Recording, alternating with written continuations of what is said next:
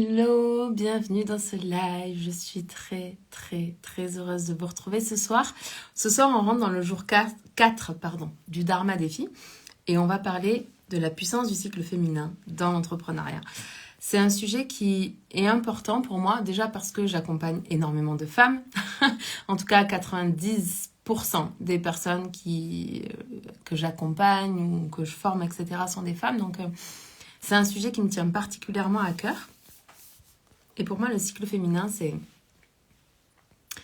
le meilleur coach qu'on a à l'intérieur de nous, qui est 100% gratuit et auquel on peut avoir accès constamment. Donc, dans ce live, je vais essayer de vous faire prendre conscience au maximum, si vous ne connaissez pas la puissance de votre cycle féminin, de cette puissance-là et de vous aider du mieux que je le peux à prendre conscience de votre cycle féminin et à l'utiliser pour votre plus grand bien, le plus grand bien de toutes les personnes concernées, le plus grand bien de votre entreprise, le plus grand bien de l'humanité en harmonie avec l'univers. Voilà, c'est mon intention pour ce soir.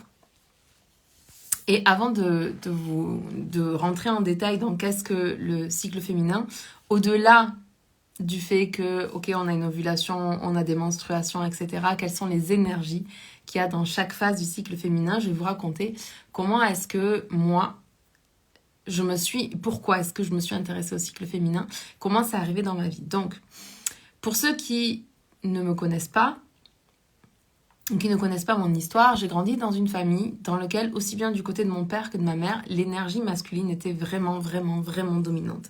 La famille de mon père, c'est tous des pompiers. Grâce à ça, j'ai pu collaborer. J'ai collaboré pendant 15-16 ans au feu de forêt avec les pompiers. J'ai travaillé aussi avec des gendarmes, j'ai travaillé avec des militaires parce que j'avais grandi dans cette énergie masculine. Et du coup, j'étais très à l'aise dans des milieux professionnels qui étaient très masculins. Et puis du côté de ma mère, mon oncle, le frère de ma mère, c'était un fou de mécanique. Et avec ma mère, il faisait des rallyes quand ils étaient jeunes. Donc c'est pour vous expliquer un petit peu le contexte familial dans lequel j'ai grandi. Donc du coup, j'avais pas tellement conscience de ce qu'était l'énergie féminine. Et je pensais en fait que la bonne façon d'être une femme dans ce monde, c'était d'être aussi forte que les hommes, si ce n'est plus forte que les hommes, plus intelligente que les hommes, plus tout que les hommes. Vraiment, j'étais dans ce mode de fonctionnement, un peu dans la compétition, pour faire valoir ma place dans ce monde.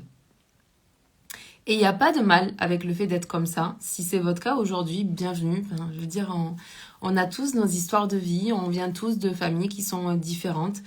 De nombreuses familles sont également dysfonctionnelles, donc il n'y a pas de problème en fait. Vous arrivez avec votre histoire, je vous raconte juste la mienne, sans dire que c'est la meilleure histoire de la Terre, c'est juste mon histoire de vie. Donc, quand j'ai démarré dans l'âge adulte, et que j'ai quitté le foyer familial pour aller faire mes études, j'ai continué à fonctionner, et j'ai d'autant plus fonctionné là, jusqu'à mes... Attendez, je calcule dans ma tête juste... Ouais, jusqu'à mes 28 ans. Jusqu'à mes 28 ans, j'ai fonctionné comme ça. Qu'est-ce qui s'est passé à mes 28 ans? C'est peut-être un peu avant même.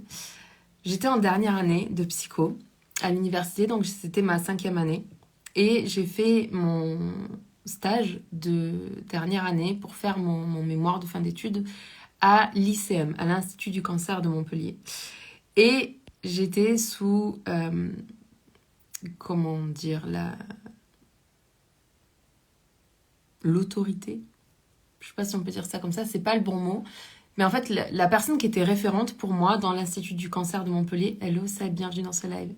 La personne qui était référente pour moi à l'Institut du cancer de Montpellier, c'était le professeur Henri Joyaux. Et donc, j'étais formée au coaching depuis déjà 2 ans et demi, quand j'ai fait mon stage de fin d'études en psycho. Et je me suis retrouvée, ma première patiente, toute première patiente que j'avais vraiment, en tout cas dans l'Institut du cancer de Montpellier, c'était une femme qui avait 34 ans, donc qui avait 6 ou 7 ans de plus que moi à l'époque, et qui était atteinte du cancer de l'ovaire au stade 4. Et moi, j'étais censée être juste là pour observer, et après, je faisais des recherches sur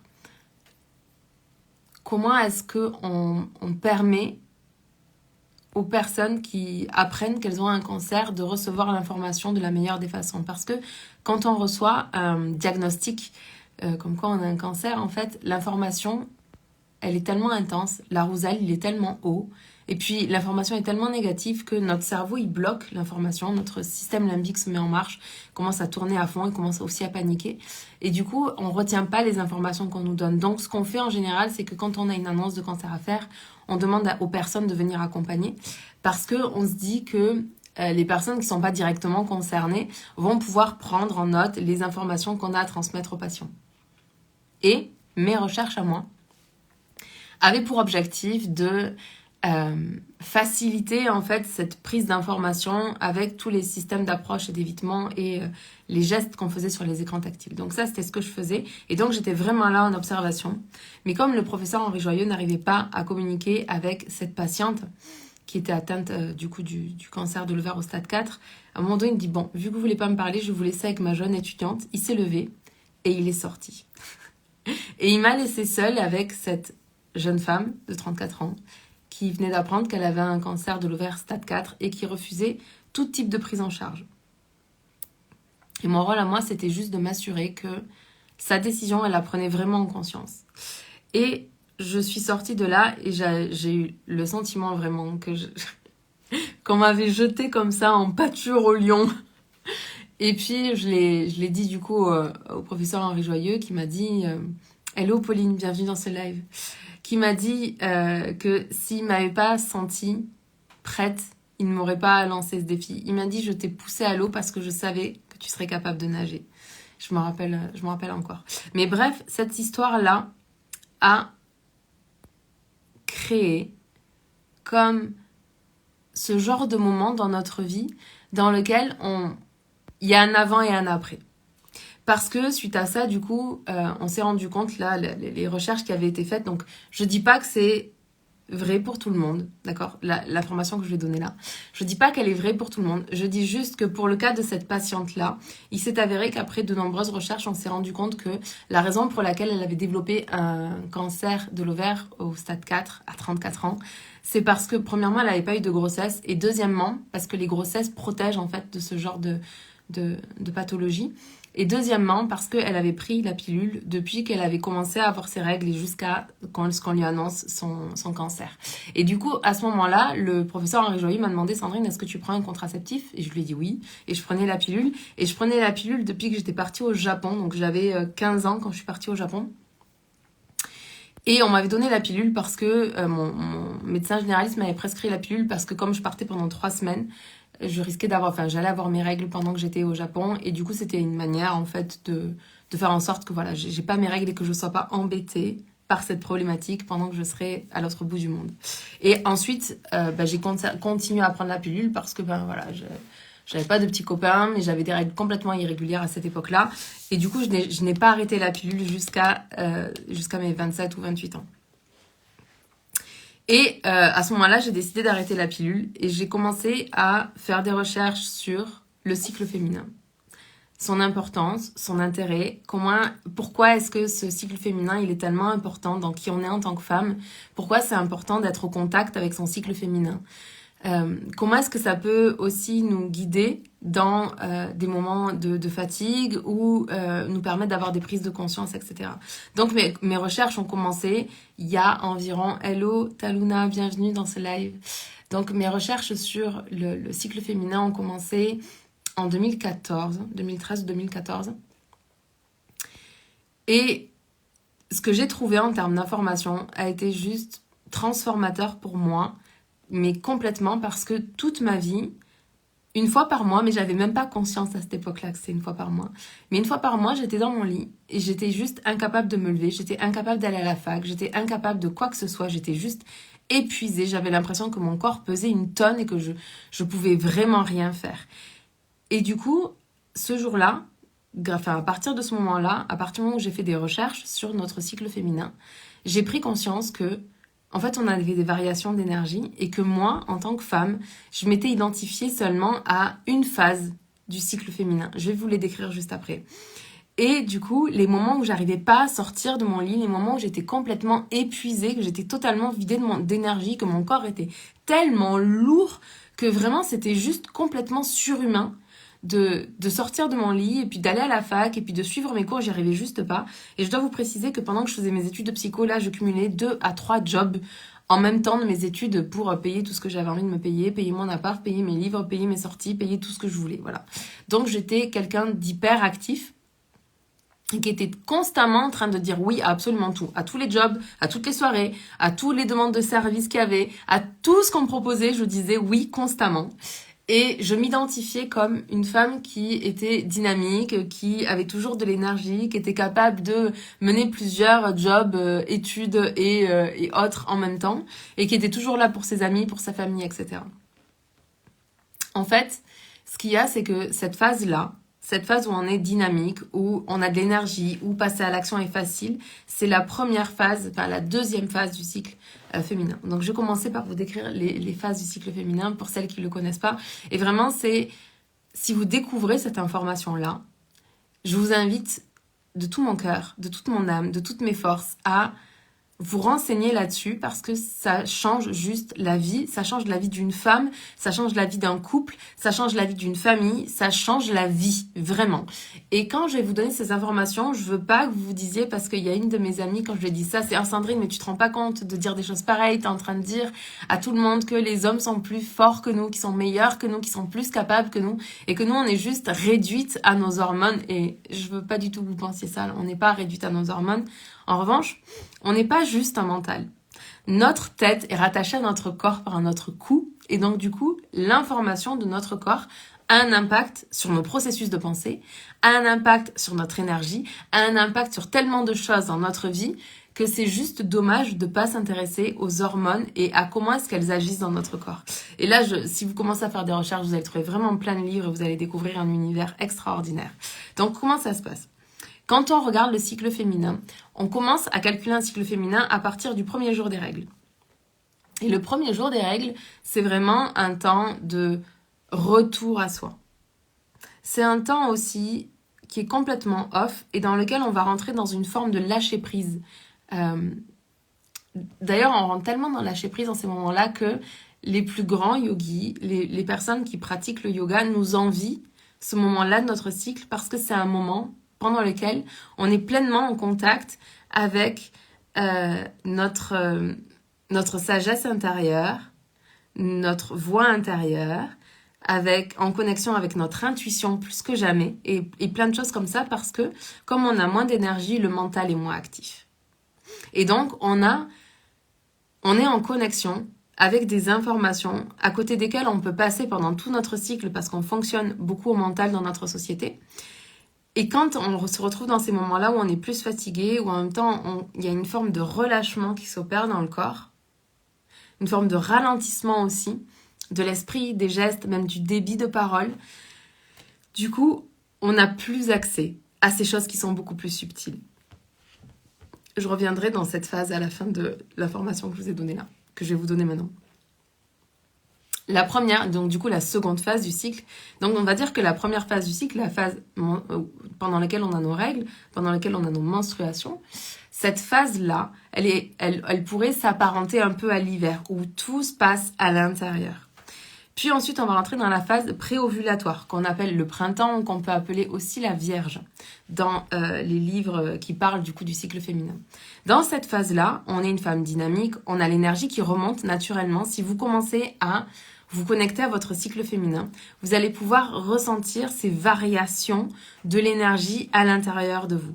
Et typiquement, quand on a nos règles et qu'on est plus fatigué, quand on est fatigué, à un moment donné, l'énergie, elle va remonter d'un coup. Mais c'est vraiment du jour au lendemain. Un soir, on va aller se coucher, on va être fatigué, et le lendemain, on va se lever, on va avoir de l'énergie. On va avoir une énergie qui est plus positive, on va être plus optimiste, et on va avoir beaucoup plus de facilité à passer à l'action, à faire des choses, à rattraper le retard qu'on a eu, etc., etc.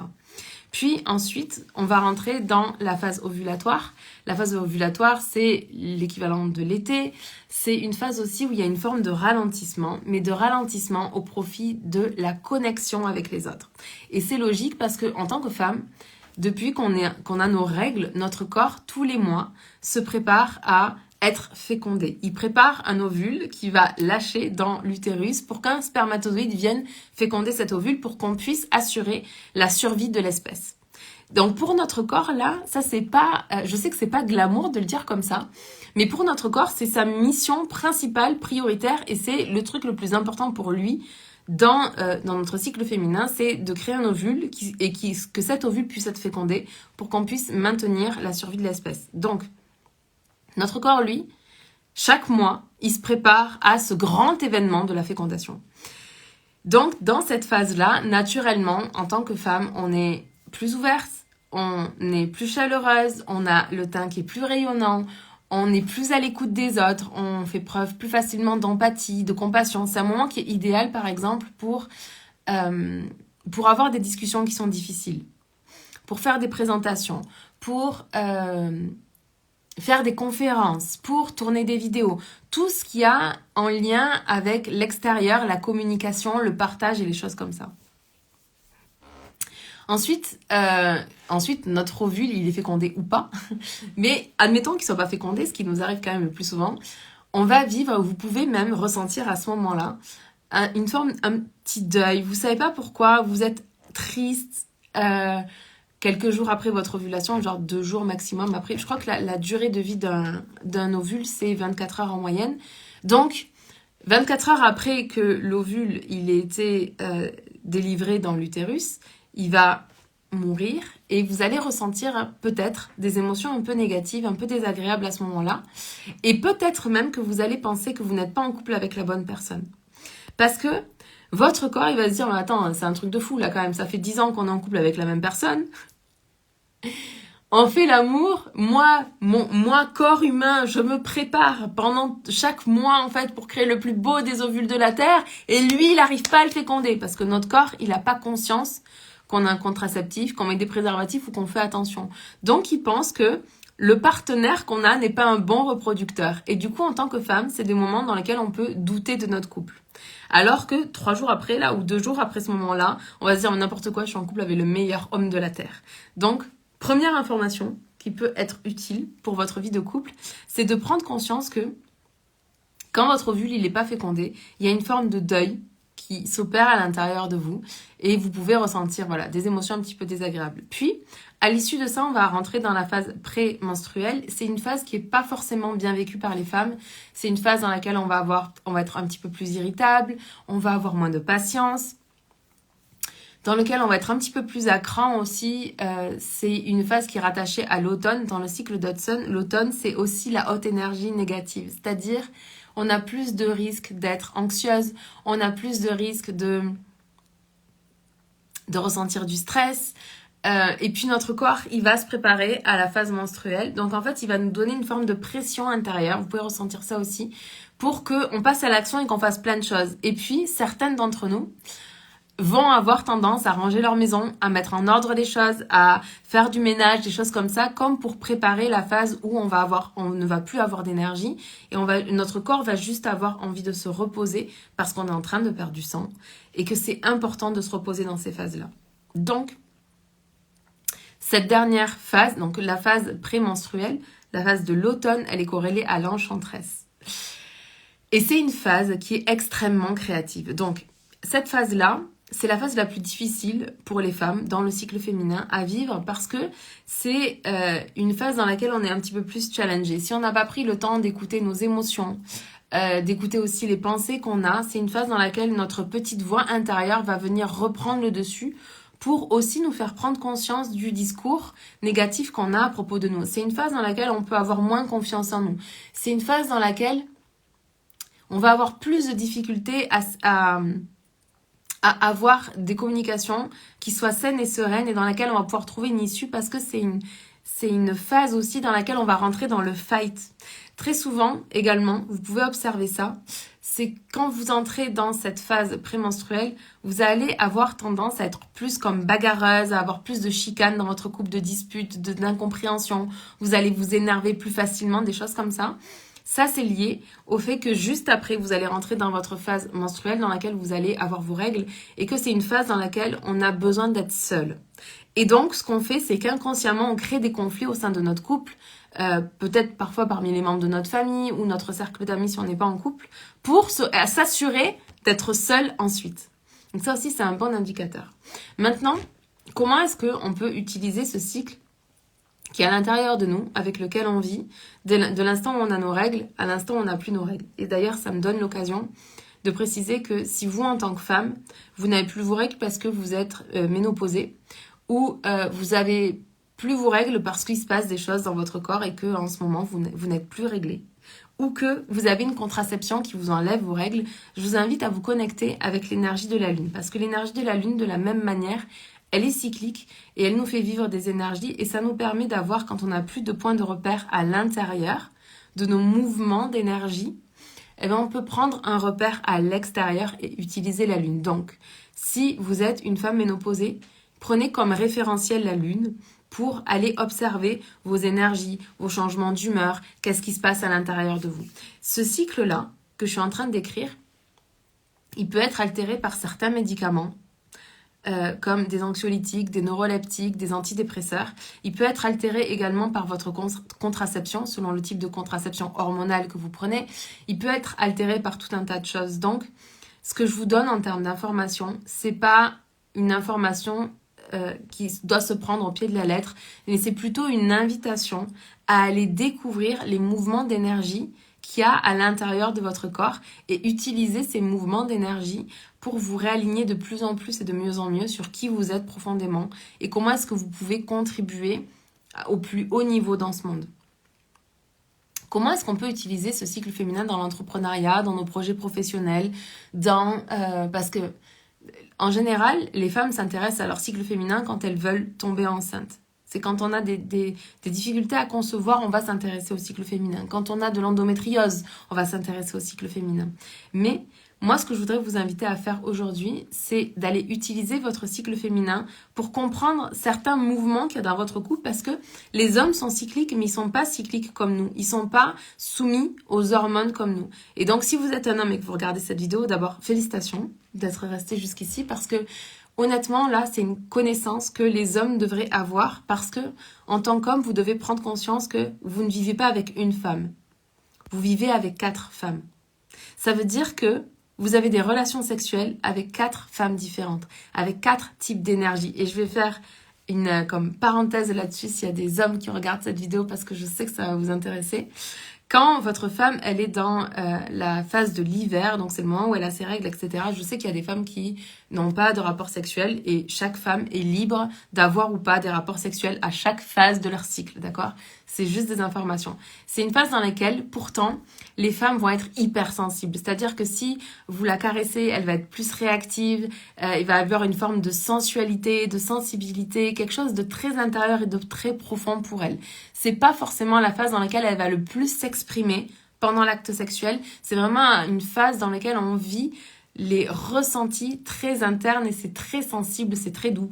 Ensuite, vous allez rentrer dans la phase du printemps.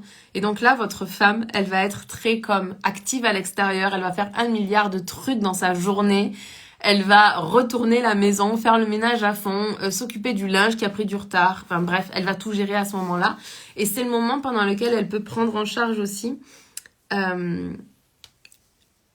des gros dossiers, traiter du retard, des choses qu'elle n'a pas fait avant. C'est un moment sur lequel vous pouvez compter sur elle pour faire. Vous pouvez toujours compter sur votre femme pour faire. Mais il y a quand même des phases dans lesquelles on est plus encline, je sais pas si ça se dit enclin, à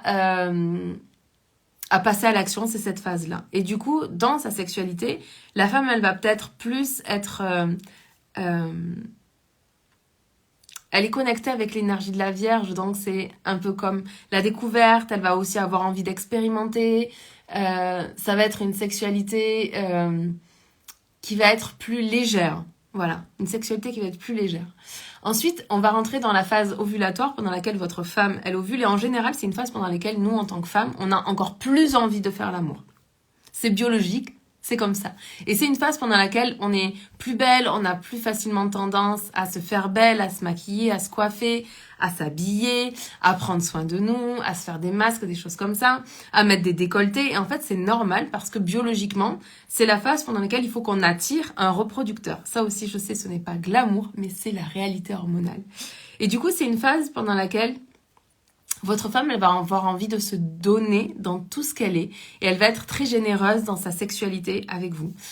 Donc ça, c'est pour la phase ovulatoire. Ensuite, vous allez rentrer dans la phase prémenstruelle. Donc du coup, la dernière phase, c'est la phase de l'enchanteresse. Et à ce moment-là, votre compagne, elle peut... donc elle va être un petit peu plus irritable, va avoir un petit peu plus de prise de bec, de choses comme ça dans la journée. Mais dans sa sexualité, à ce moment-là, la femme elle va être peut-être plus sauvage, elle va plus demander, elle va plus comme exiger des choses aussi. Et voilà, c'est pour ça que j'avais envie de partager ça avec vous en tant qu'homme, c'est que vous ne vivez pas avec une femme, mais vous vivez avec 4 femmes. Et selon le différent moment du cycle, ben, vous allez vivre des expériences au niveau de votre épanouissement et de votre relation sexuelle qui vont être différentes et chaque phase est géniale. Et la problématique, c'est que très souvent, en tant que femme, ou vous en tant que conjoint, vous nous identifiez à une phase de notre cycle, alors que on vit toutes ces phases chaque mois et que chaque mois, on traverse chacune de ces vibrations différentes, chacune de ces énergies différentes dans notre couple. Aussi, comme je l'ai dit, il se peut que votre femme, elle doute de votre couple ou de votre relation juste après avoir ovulé parce qu'en fait, elle n'a pas été fécondée. Et là, ça n'a rien à voir avec vous. Ça a à voir avec un mouvement biologique qui se passe à l'intérieur d'elle et qui fait qu'elle se dit « Ah, j'ai pas été fécondée », donc elle peut se sentir un peu triste et elle peut douter de sa relation. Et vous allez voir, vous laissez juste passer, d'accord? Parce que 2 jours après, ça va être fini. Vous allez être de nouveau le grand amour de sa vie, celui qu'elle a toujours voulu, avec qui elle va rester pour le reste de sa vie. Donc, ne vous inquiétez pas avec ça. Maintenant, je vais revenir sur comment accompagner votre femme avant d'entrer dans l'entrepreneuriat. Comment accompagner votre femme au travers de ces différentes énergies. Déjà, c'est, je pense, juste extraordinaire de lui permettre d'accéder à ça. Il se peut, si c'est une femme très yang, qu'elle réagisse un petit peu négativement. Au départ, j'ai une de mes très grandes amies, Lara, que j'aime beaucoup, qui est très yang, qui est une femme extraordinaire. D'ailleurs, je pense que son surnom, c'est Lara Croft et ça lui va tellement bien. Et au début, quand je lui ai parlé du cycle féminin, elle a été beaucoup en résistance par rapport à ça, parce qu'elle était dans cette même identification au cycle pré-ovulatoire, donc cette femme yang. Donc on est beaucoup plus dans, c'est ça, on est dans des énergies yang, donc dans des énergies plus masculines, plus du faire, plus voilà, d'être à l'extérieur quelque part, dans l'action, dans la phase pré-ovulatoire, donc avant l'ovulation, et dans la phase prémenstruelle, donc avant les règles. Et on est dans une énergie plus yin pendant, évidemment, l'ovulation, et puis également pendant nos règles, en fait, quand on a nos règles. Donc, comment accompagner au mieux une femme dans ce cycle-là quand vous êtes le grand amour de sa vie? La première chose, c'est que pendant ces règles, si vous pouvez la décharger d'absolument tout ce qu'elle fait dans la maison, c'est la meilleure des idées possibles. C'est vraiment un temps où, en tant que femme, on a besoin de se recharger, de se ressourcer, de se coucouner sous des plaids, de boire des thés, de prendre le temps de lire, de méditer, de se reposer et vraiment d'être comme un peu dans notre bulle, dans notre grotte. Et je sais que parfois, vous pouvez vous sentir un peu rejeté dans ces phases-là, mais essayez de comprendre que c'est vraiment une bonne chose que votre femme, à ce moment-là, elle prenne un peu de temps pour elle, pour se ressourcer, parce que quand elle va revenir, elle va être pleinement présente. Et vous allez voir une différence majeure entre une femme qui prend le temps de se reposer pendant ses règles et une femme qui se repose pas, parce que une femme qui prend le temps de se reposer, elle va avoir plus d'énergie dans le reste du mois. Donc, c'est entre 1 et 3 journées vraiment pour les grosses journées de fatigue chez une femme. C'est pas une semaine, d'accord? Et c'est juste 1 à 3 jours si vous pouviez l'aider, l'accompagner, faire à manger, vous occuper des enfants, vous occuper de la maison, vous occuper du ménage, vous occuper du linge, toutes ces choses-là. Évitez de prévoir des repas avec vos amis, votre famille pendant ces phases-là, parce que c'est pas une phase dans laquelle on est naturellement à l'extérieur et dans laquelle on a naturellement envie de connecter. C'est vraiment une phase de cocooning et de revenir à nous. Ensuite, votre femme, elle va sortir de cette phase et là, ça va être la championne toute catégorie pour faire tout ce qu'il y a à faire. Donc c'est le moment où vous allez peut-être pouvoir vous détendre, vous relaxer, vous recharger, parce que elle va avoir l'énergie en fait pour mener de front tout ce qu'elle a l'habitude de mener de front. Ensuite, elle va rentrer dans la phase ovulatoire et c'est vraiment le moment idéal pour vivre des moments de couple, des moments de qualité partagée. Je vous ai déjà parlé plusieurs fois des 5 langages de l'amour. Pareil, c'est un livre extraordinaire que je vous invite à lire quand vous êtes en couple ou même pas nécessairement, parce que les 5 langages de l'amour, ils s'appliquent avec nos enfants, ils s'appliquent avec notre famille, ils s'appliquent avec nos amis, de connaître le langage des personnes que l'on aime, le langage de l'amour des personnes que l'on aime, et de pouvoir utiliser le langage qui leur permet de se sentir aimés, plutôt que d'utiliser le langage qui nous permet de nous sentir aimés, va nous permettre de créer de plus belles relations. Donc, pendant la phase ovulatoire de votre femme, c'est le moment idéal pour faire garder les enfants, c'est le moment idéal pour prévoir un repas en amoureux, un repas aux chandelles, sortir au restaurant, faire une sortie ensemble. Votre femme, elle va s'habiller, elle va se faire belle, ça va vous faire plaisir, vous allez avoir un très très beau moment de partage.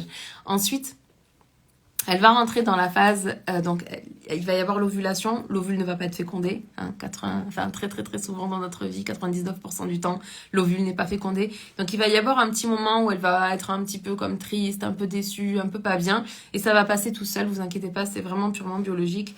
Et d'ailleurs, il va vous falloir être attentif en fait pour vous en rendre compte. Ensuite, elle va rentrer dans cette phase prémenstruelle qui peut être un petit peu plus difficile, dans laquelle on a nos SPM, nos syndromes prémenstruels. Et là, il faut que vous sachiez que moins une femme, elle a l'écoute de son cycle, plus elle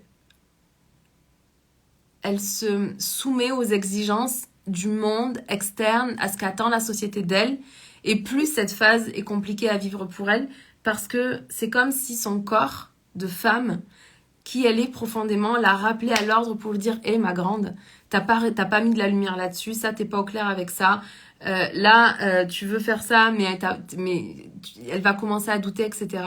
Donc je sais que c'est une phase qui est un peu délicate pour vous en tant qu'homme ou en tant que femme, en tant que compagnon d'une femme. Peu importe que vous soyez un homme ou une femme, ou peu importe comment vous vous identifiez. Mais ce moment-là, c'est un moment qui est très riche de choses à modifier, à arranger, à itérer pour amener votre couple au prochain niveau. Donc c'est une phase qui est extraordinaire. Votre femme, elle est un petit peu plus irritable, elle est un petit peu plus fatiguée aussi, et elle a peut-être commencé à avoir moins envie. Ah oui, je vous ai pas dit, mais si vous voulez organiser aussi un repas entre amis, un repas avec la famille, etc., définitivement la phase dans laquelle elle est en pleine ovulation, c'est une phase dans laquelle naturellement elle a envie de recevoir, elle a envie de cuisiner pour tout le monde, elle est très heureuse d'accueillir. Mais évitez, s'il vous plaît, et en tant que femme et en tant qu'homme, de prévoir des repas de famille ou des charges comme ça pour votre compagne, ou d'aller chez la belle famille quand elle a ses règles, parce que c'est vraiment un moment où elle a besoin d'être en connexion avec elle-même. Et puis du coup, la phase menstruelle dans laquelle elle va aller se reposer, se recharger, se ressourcer pour revenir donner le meilleur d'elle-même pour vous, pour votre couple, pour elle-même aussi en tant que femme, et puis pour les enfants, la famille, etc. Aussi, un truc sur lequel je voudrais apporter votre attention, merci pour les petits cœurs. Hello André, bienvenue dans ce live dans lequel on parle du cycle féminin, dans lequel tu vas avoir énormément d'informations pour accompagner, soutenir ta femme et la rendre d'autant plus heureuse.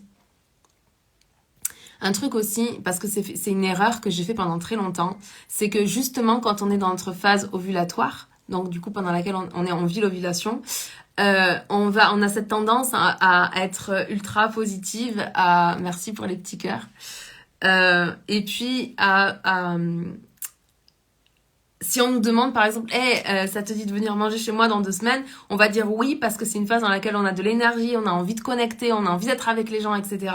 Et en fait dans 15 jours ça sera une énergie complètement différente dans laquelle on aura envie de voir personne. Et ça c'est une erreur que j'ai fait, mais comme très souvent, du genre hey Sandrine, tu peux m'aider à déménager dans 2 semaines. Et moi j'étais en phase ovulatoire, donc oui bien sûr avec un immense plaisir et tout, et je me retrouvais à faire le déménagement de mes amis en pleine phase comme menstruation pendant que j'avais mes règles, j'étais fatiguée et j'avais juste envie de rester sous mon plaid tout doux et puis boire un petit thé tranquillement et lire un livre, ce genre de choses. Donc, c'est une erreur que j'ai beaucoup commise et sur laquelle je voudrais attirer votre attention. Je l'ai commise dans ma vie privée, je l'ai commise aussi dans ma vie professionnelle où je m'engageais sur des choses pendant 2 semaines parce que j'étais pleine d'énergie au moment où je m'engageais et 2 semaines après, c'était le moment où j'avais le moins d'énergie dans ma vie. Maintenant, comment appliquer ce cycle féminin dans votre entreprise? Comme je vous l'ai dit, on n'a pas la même énergie chaque jour. Donc, la première chose à faire, c'est pas de prendre ce que je viens de vous dire comme argent comptant en vous disant, ok, de telle date à telle date, je dois agir comme ça, de telle date à telle date, je dois agir comme ça. C'est pas du tout comme ça que ça se passe. C'est vraiment des énergies qui sont subtiles à l'intérieur de vous. Et la meilleure façon de connecter avec ces énergies-là, c'est pas de prendre un tableau que vous allez remplir, c'est vraiment de connecter avec vos énergies et de voir quels sont les mouvements d'énergie qu'il y a à l'intérieur de vous. Il y a certaines femmes qui vont avoir des périodes, par exemple, de menstruation qui vont être plus longues que d'autres, avec plus de fatigue que d'autres aussi. Et ça n'a rien à voir avec la durée de nos règles. Parfois, c'est corrélé, parfois, ça l'est pas nécessairement. Vous pouvez avoir des femmes qui ont 3 jours de règles et qui ont 1 semaine de fatigue et des femmes qui ont 1 semaine de règles et 3 jours de fatigue. Donc vraiment, allez-y avec la connaissance de vous. Et ça va pas... Vous n'allez pas acquérir cette connaissance en une fraction de seconde le mois prochain, là, quand vous allez commencer à partir du premier jour de vos règles. Mais c'est vraiment plus vous allez le faire et plus vous allez prendre conscience de ces mouvements à l'intérieur de vous. Et plus ça va être facile pour vous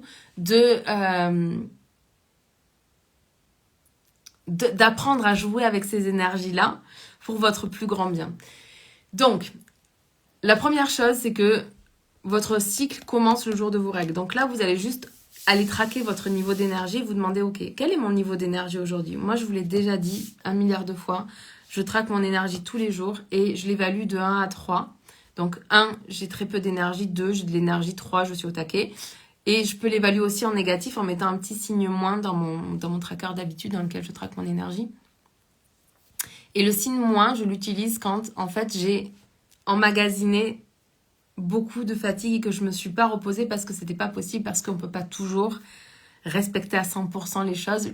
L'objectif, c'est pas de faire du 100%, c'est de faire du mieux que vous pouvez. Et si au départ, vous pouvez écouter votre cycle à 2%, c'est très bien. Et puis, vous allez l'écouter à 5, à 10, à 20, à 30 et vous allez l'écouter de plus en plus et de mieux en mieux parce que plus vous allez l'écouter et plus vous allez ressentir les effets positifs du fait d'être à l'écoute de votre cycle féminin. Donc, ça commence le premier jour de vos règles et vous allez noter votre niveau d'énergie. Et vous allez voir que c'est une phase dans laquelle vous n'avez pas beaucoup d'énergie. Donc, c'est pas le meilleur moment pour réviser un examen. C'est pas non plus le meilleur moment pour passer un examen, il faut que vous le sachiez. Donc, typiquement, si vous devez passer un examen pendant vos règles, eh bien, il va falloir anticiper vos révisions vraiment en amont pour faire en sorte que vous puissiez vous reposer au maximum pendant que vous passez vos épreuves. Parce que vous êtes totalement capable de passer vos épreuves là. Je vous le dis, on n'est pas moins forte, moins compétente ou des choses comme ça. C'est juste que on a l'esprit plus affûté quand on sort de nos règles que pendant nos règles. Ça, c'est clair. Parce que c'est une phase dans laquelle notre corps a besoin de se relaxer, de se régénérer, de se ressourcer. Donc, si vous devez passer des examens, si vous devez faire une conférence, moi, ça m'est arrivé de faire une conférence le premier jour de mes règles. Je m'étais engagée des mois avant, c'est arrivé le premier jour de mes règles. Eh ben, c'est pas grave. Parce que au fur et à mesure des jours qui avançaient, j'ai bien vu que ça allait arriver pendant... mes règles allaient arriver... La conférence aurait lieu le premier jour de mes règles. Donc, en fait, ce que j'ai fait, c'est que je me suis reposée les jours avant. J'ai pris un bain avant de faire ma conférence. J'ai fait ma conférence. J'ai pris un bain après ma conférence avant de retourner voir tout le monde.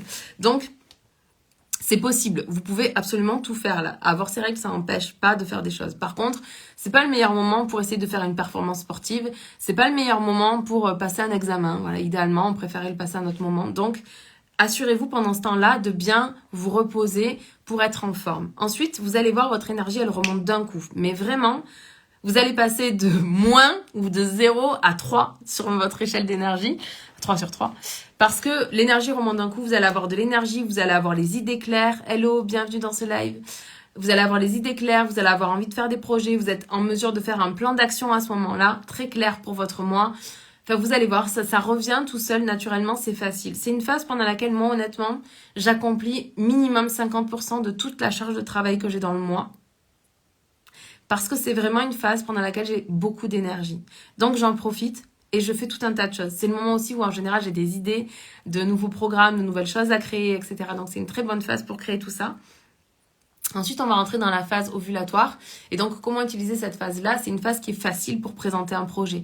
Si vous devez présenter un dossier à votre patron et que vous pouvez choisir le moment où vous allez le faire ou un nouveau projet ou peu importe, faites-le pendant la phase ovulatoire parce que c'est une phase dans laquelle, ou pré-ovulatoire ou ovulatoire, à vous de tester les deux et de voir ce qui marche le mieux pour vous.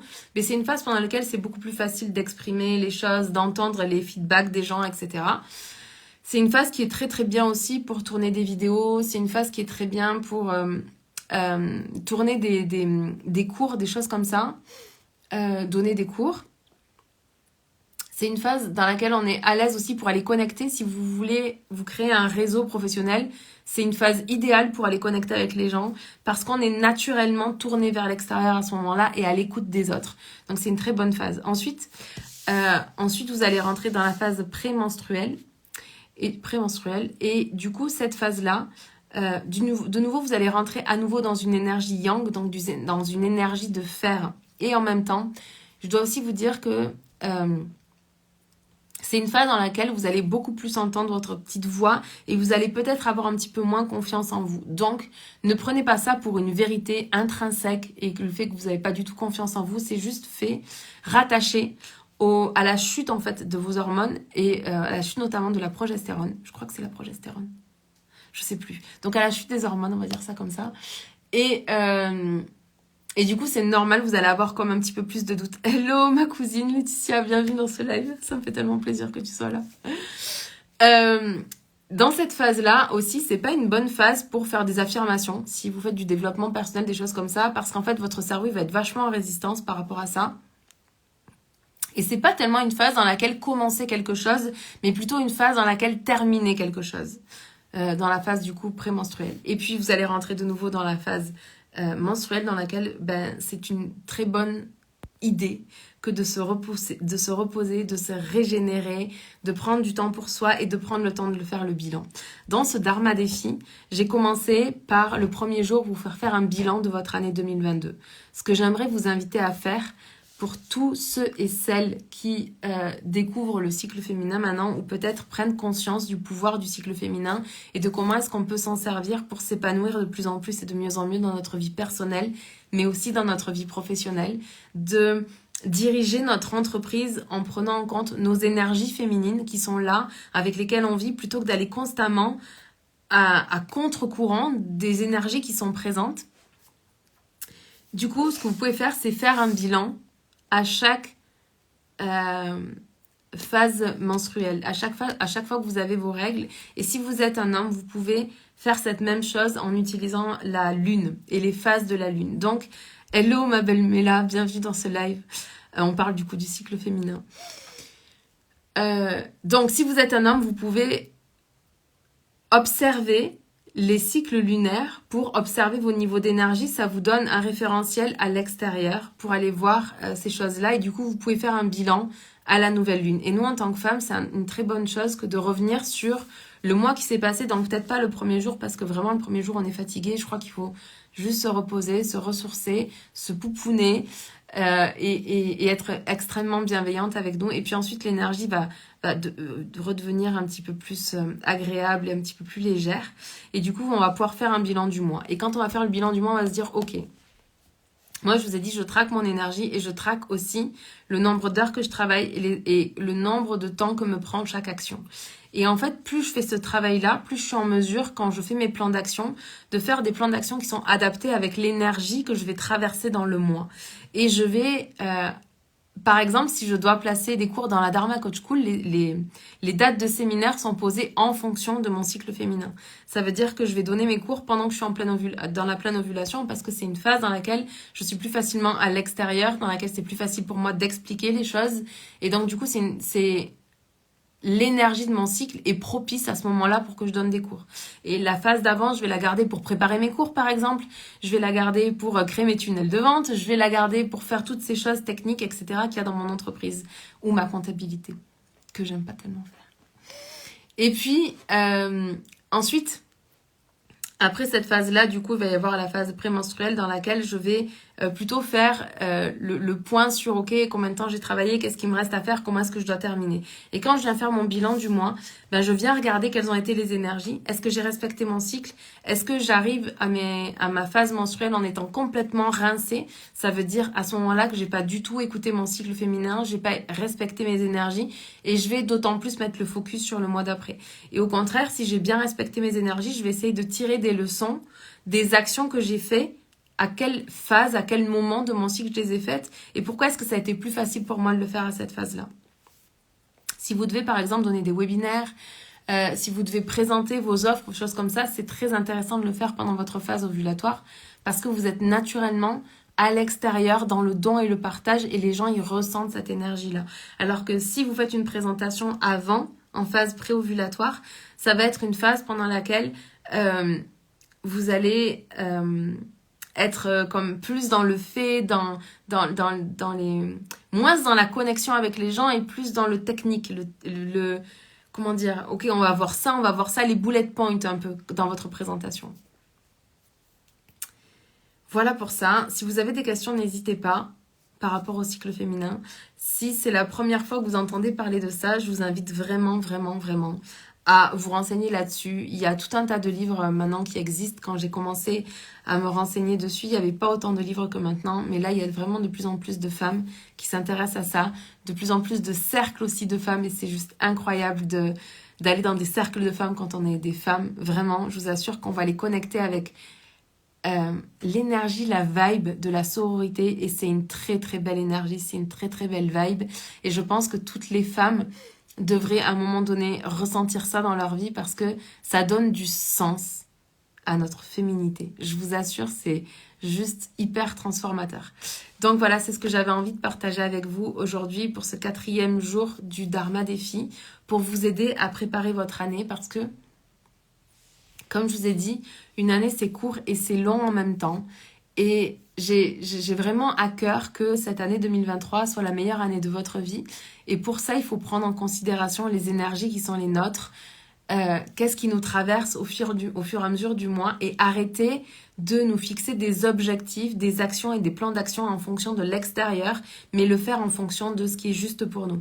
Je sais que pour moi, c'est plus facile parce que j'ai une entreprise, parce que je gère mon temps, parce que c'est moi qui est décisionnaire d'à quel moment je fais les choses, mais je crois profondément, parce que j'ai rencontré énormément de femmes depuis que j'ai découvert le cycle féminin, qui sont salariées et qui adaptent beaucoup de choses en fonction de leur emploi du temps, voire qui en ont même parlé à leur manager parce que ce sont des femmes ou ce sont des managers qui sont très à l'écoute et du coup qui ont expliqué qu'il y avait des phases pendant lesquelles elles allaient peut-être un petit peu plus se reposer, un petit peu moins travailler, partir du boulot pile poil à l'heure pour aller se reposer, se ressourcer et qu'il faut pas que les managers s'inquiètent pendant ces phases-là parce que juste après, elles vont revenir avec une telle énergie qu'elles vont rattraper 2 fois le retard qu'elles auraient potentiellement pris sur des journées dans lesquelles elles ont moins d'énergie. Donc, mon intention avec ça, c'est pas du tout, mais alors pas du tout, de stigmatiser les femmes et les hommes et de dire que nous, on est plus fatigués quand on a nos règles, ou que nous, nanani, ou que nous, nanana. Non, c'est juste de mettre dans votre conscience la graine qu'on est cyclique et que c'est très beau d'être cyclique, qu'on a énormément de chance de l'être. Les hommes le sont, ils le sont juste pas au même rythme que nous. Peut-être qu'ils le sont plus en fonction des saisons. Peut-être que, moi par exemple, j'ai pu observer qu'il y a beaucoup plus d'hommes dans mon entourage qui sont sensibles à novembre, décembre et janvier. Et comme c'est les 3 mois pendant lesquels on vit le plus l'hiver. Les jours diminuent, il y a moins de luminosité, choses comme ça. Donc j'ai pu observer qu'il y a plus d'hommes dans mon entourage qui sont sensibles au cycle des saisons. Et c'est pas grave. Et il n'y a pas un truc qui est mieux qu'un autre. Et chaque sexe, chaque être humain, chaque façon d'être est belle. Et mon intention, c'est pas non plus de vous mettre un nouveau comme il faut, je dois suivre mon cycle et tout ça. C'est plutôt de planter la graine que potentiellement vous pouvez vivre les choses différemment et que ça va vraiment vous aider à vous aimer de plus en plus et de mieux en mieux, à vous respecter de plus en plus et de mieux en mieux, à avoir une plus grande estime de vous parce que quand Vous faites un plan d'action sans respecter vos énergies, votre cycle féminin. Vous allez vous mettre une to-do list de l'espace le premier jour de vos règles et vous allez être fatigué, vous n'allez pas avoir envie, vous allez avoir de la difficulté à ressentir la motivation, ressentir l'envie de passer à l'action. Et du coup, à la fin de la journée, vous allez vous dire « Ah, je suis nulle, je suis bonne à rien, j'arriverai jamais à rien. » Et c'est faux parce que dans 3 jours, là, vous avez l'énergie qui va remonter et vous allez pouvoir les faire, en fait, toutes ces choses que vous avez mises sur votre to-do list. Donc, s'il vous plaît, juste rentrez en relation avec ce tout début d'informations que je vous ai donné parce que je vous assure que la littérature à ce sujet, elle est extrêmement riche et que vous allez apprendre énormément de choses. Donc, mon intention là, c'était pas de cliver les hommes et les femmes, c'était pas non plus de dire que les femmes étaient moins capables que les hommes. Là, arrêtez avec ça, je suis pas du tout là-dedans. Mon intention, c'était juste de semer cette graine pour qu'on puisse aller vers un profond et sain respect de notre nature profonde. Je vous aime, je vous embrasse. Merci d'avoir regardé cette vidéo, merci d'avoir été en live avec moi.